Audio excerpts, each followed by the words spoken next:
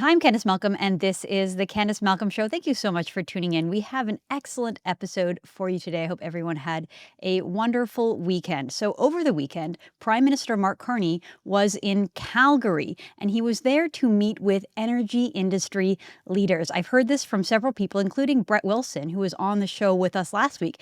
And he said that Mark Carney plays a good game, talks a good game about developing energy, developing oil and gas while he's in Calgary. He's positive about pipelines.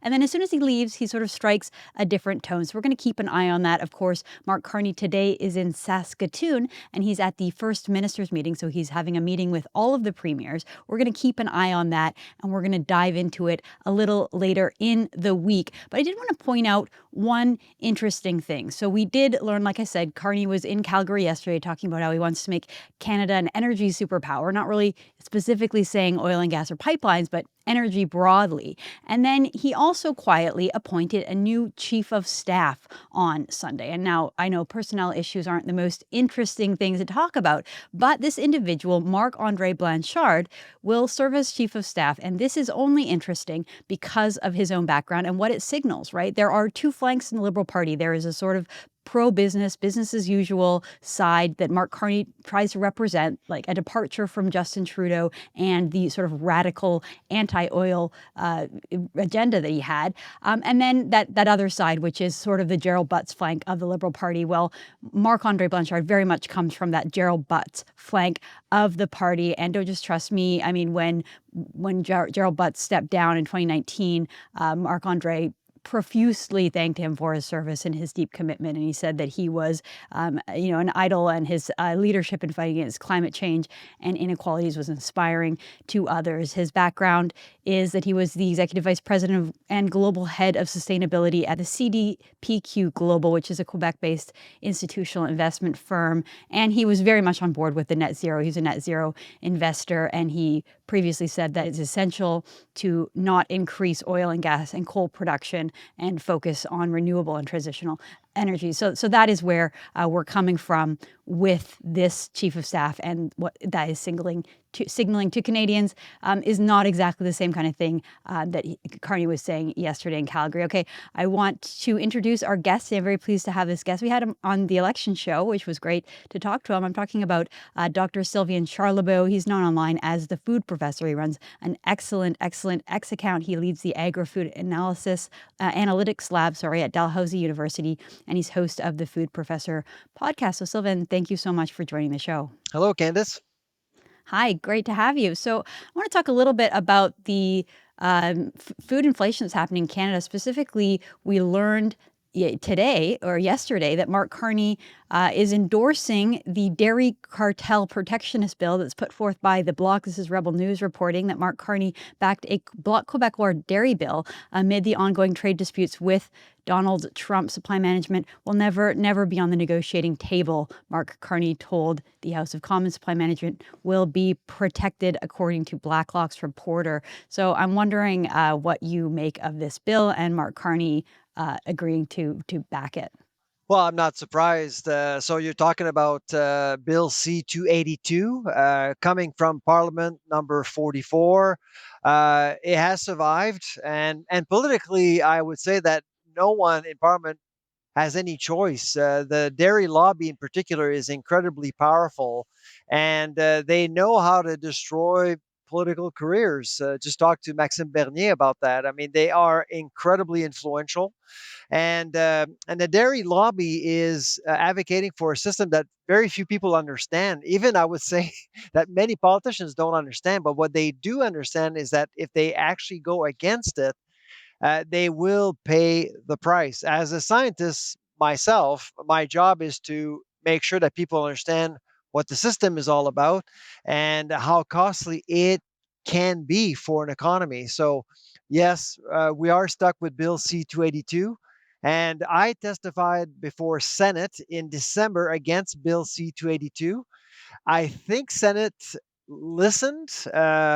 We were going to be successful, but now, of course, we all know what happened next.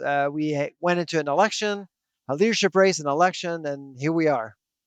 Well, it's interesting because during the election campaign, Mark Carney he affirmed that he had unwavering support for the dairy supply management system in the face of President Trump. So I'm going to play this clip, but I'm going to play another clip that showed something slightly different. So first, here's a clip of Carney saying that he had unwavering support of supply management. We will never have discussions with respect to supply management. It's off the table.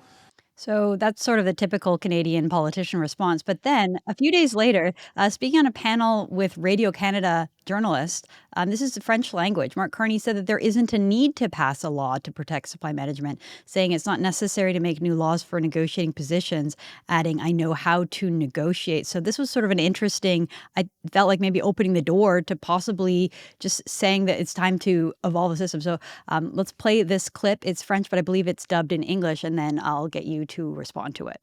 You refused today to committing to legislation to protect supply management for people in agriculture. Why?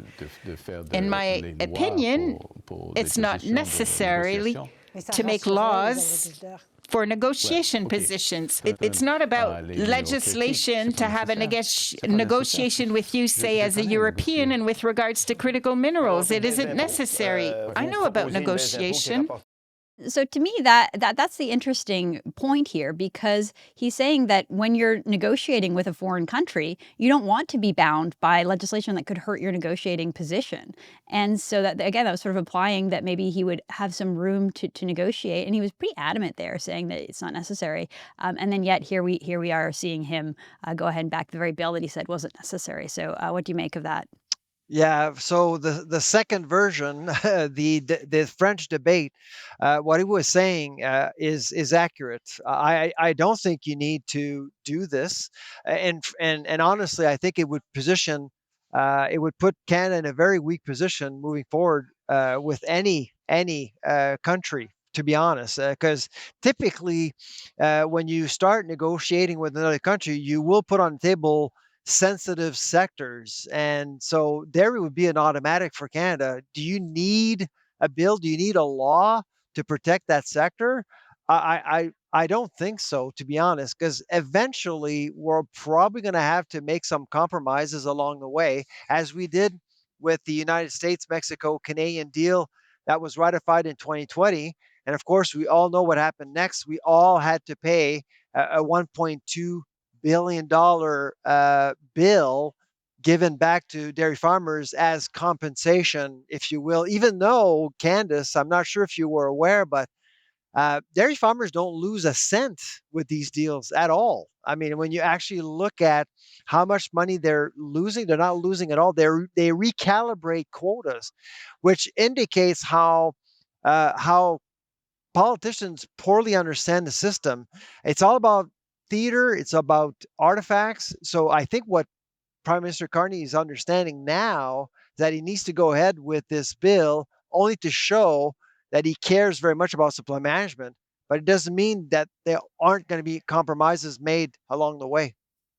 Okay, so you're saying that maybe this is just posturing, because Oh, from my perspective, absolutely. I mean, he just won an election. It's not like we're heading into another election anytime soon. So I don't really understand why he has to do this. To me, the one sort of silver lining of being in a trade war with our closest friends and allies is that maybe it would be a time for introspection and reflection upon our own policies, so that we can go ahead and get rid of the protectionist policies that really severely benefit a small group of people and harm the rest of Canadians. And we're talking about this in light of crippling food inflation as it is. Like, the cost of dairy is more expensive in Canada because of this system. The system was designed, I think, in the 1950s. Maybe you can correct me if I'm wrong. But it 1972. Yeah. Okay, 1970s. It seems like it's quite out of date, and maybe we should adapt and have a sort of more modern, laissez-faire, free market system. And yet that seems to be completely off the table. I want to read a tweet that you posted, because I love this. You said, for Canada to truly have a thriving agri-food economy, provincial dairy boards that manage quotas must be eliminated, but don't hold your breath. If anything, the 45th Parliament is likely to repeat the same mistakes as the last one, doubling down on protecting dairy. It's interesting, because I remember when Stephen Harper was the Prime Minister and the Conservative government got rid of the wheat board, and that was a huge victory. And I thought, next will be the dairy board. And yet that Yeah. was proverbially, no pun intended, but the sacred cow of Canadian politics. And it seems like it still is. So what do you make of all that? The monopsony that impacted barley and wheat. I was actually in Saskatchewan at the time, and it was really a different system, and it was easier to dismantle because, to be honest, a lot of farmers were discontent, were unhappy with the system. They were able to trade better than the Canadian Wheat Board based out of Winnipeg, and that's why it was easier for Chuck Strahl at the time. He was the Minister of Agriculture to get rid of it, really, through a plebiscite. The supply management system is much more complicated. There's a lot of fiscal baggage here. You have a quota system, first of all. Secondly, you have provinces managing quotas.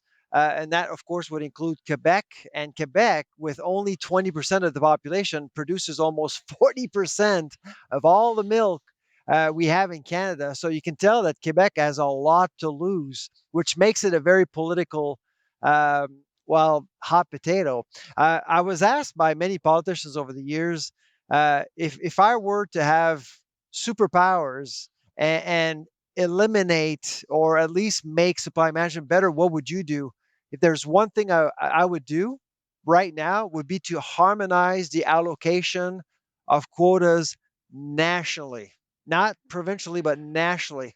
And that's where you're going to start seeing more efficiencies. And to your point about cost, you would probably reduce the cost to produce milk and butterfat in Canada because the money will go where efficiencies are built in Alberta, in Saskatchewan, in BC. So the money would actually flow west. And Quebec and Ontario, both provinces absolutely know this. That's why they're adamant in protecting the status quo. Well, I'm guessing that's part of the reason why those changes aren't being seriously discussed, because if the benefit is in Ontario and Quebec, that's, the system is going to be protected to keep it that way. I want to tie this into food inflation and what many Canadians are experiencing when they go to the grocery store, which is just the prices continue to go up. So this was a report that came out over the weekend. Food inflation continues to rise.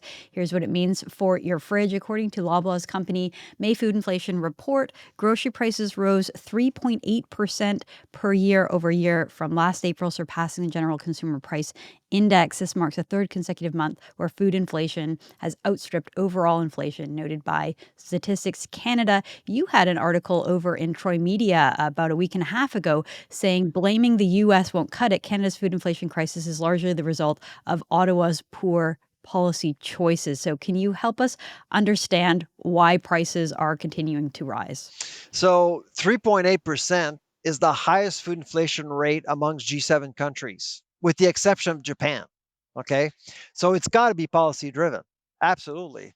And right now, food inflation is 2.1% above inflation, which means that if you and I, when we go to the grocery store, when we see high prices, we'll notice.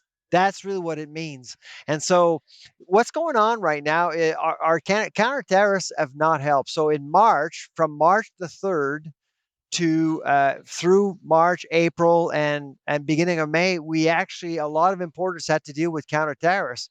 But the one thing that you may not know, Candice, is that during the election, Mark Carney decided to pause counter tariffs affecting the food industry effective May 7th, a few weeks ago, until October. So Loblaw came out a few weeks ago saying, well, we're going to have 6,000 products affected by counter tariffs. It's terrible.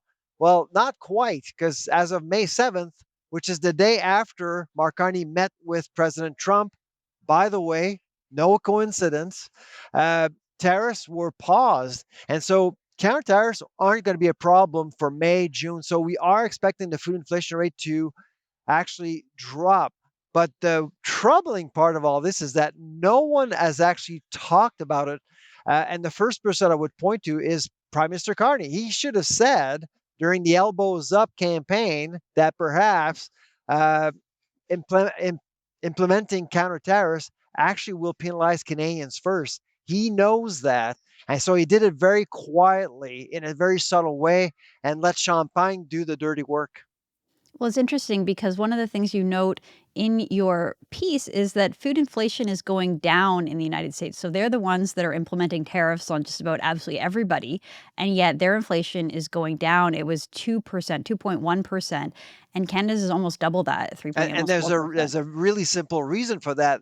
The American economy can absorb geopolitical shocks like tariffs. Absolutely. That's what it says. In Canada, we have a less competitive food industry.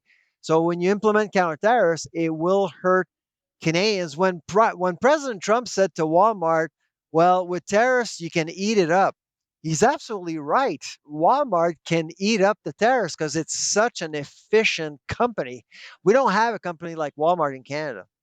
Well, possibly because we don't have the same kind of competition, so they are a little bit complacent, when it comes to that. You had another interesting concept in this article I hadn't really heard or really understood, although you see it when you go to the grocery store, and that was you call it maple washing, where companies overstate or Yes. exaggerate a product's connection to Canada. I notice when I go to the grocery store, it's almost obnoxious, Sylvain, because a Canadian product, they put like a huge maple leaf on it. They really want you to know that this product is Canadian, and they kind of like try to hide the non-Canadian products, even though the Canadian ones often are more expensive. So, could you help us understand what you mean by maple washing? Yeah, if you've been following my work over the last few years, you'll know that I always give the benefit of the doubt to business. But sometimes businesses tend to make stupid decisions.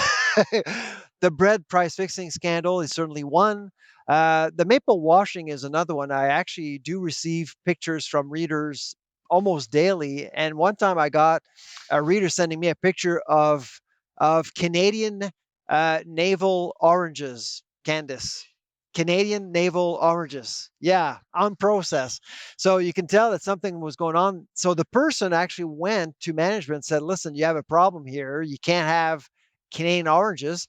They rectified the situation. He went back the next day, same store, same shelf, only to discover that those navel oranges were in fact from Egypt, and they were 12.5% less expensive. Now that is maple washing. Interesting, interesting. Well, I there was a funny political cartoon during the campaign, and it was all these Canadian. It was a picture of a whole bunch of Canadians lining up to go into Walmart, Walmart, and yeah. yeah, and they were all saying "elbows up, buy Canadian," and like And shopping at right the big next American. door, there's the bankrupt Bay, the The Bay Bay. Hudson Bay. Yeah, yeah. Yeah, which That's typically, and of course, Nielsen IQ last week. So for the last few months, we've seen several surveys telling us, oh, Canadians are buying Canadian, they're buying Canadian, elbows up, they're boycotting America at the grocery store. But last week, we heard from Nielsen IQ, and again, this is something that hasn't been reported overly by legacy media. Sales for Canadian food products are up in the last 3 months by 4.4%. Not 10%, not 20%, 4.4% with inflation. When you look at American food products, they're down, of course, but by 4.1%. So we're talking about a shift of about 4%, which is actually important, but we're not talking about a huge boycott, a huge shift towards Canadian products here because people have budgets. People only have so much money to spend on food. right, and at the end of the day, if the imported American blueberries are half the price, or even just to get blueberries at this time of year, people are at the end of the day gonna do Exactly. that. If you were advising Mark Carney, or if you could advise on one thing to do to help lower the cost of food and groceries in Canada, what would that be? Well, the one thing that we haven't discussed yet is the grocer code of conduct. It's actually going in. It's going to be implemented as of January 1st. I would make sure that this code works for all. Two, the Liberals actually did make a promise investing more in food processing. I'd make sure it happens. So they've committed to a $200 million fund, which is not a whole lot. I certainly would like to see more, but it is the only platform during the election that actually did promise to give some attention to processing. And if we want to build a stronger agri-food sector, if we want to gain some ability to support our farmers and innovate more, we need a stronger food processing sector. Interesting, interesting points. Well, Dr. Charlebois, I really appreciate your time and insights. Thank you so much. That's Dr. Sylvain Charlebois of Dalhousie University. Thank you. My pleasure. All right, folks, that's all the time we have for today. We'll be back again tomorrow with all the news. I'm Candice Malcolm. This is Candice Malcolm Show. Thank you, and God bless. You're watching Juno News, Canada's fastest growing independent news network. Our team works day and night to bring you nationwide coverage of the issues that matter. Honest reporting of the stories that put Canadians first. From far and wide, Juno is doing the work to turn the dial in the right direction, bringing you the news from the field and in the studio. Wherever it takes us, we get the job done. For you, for Canada.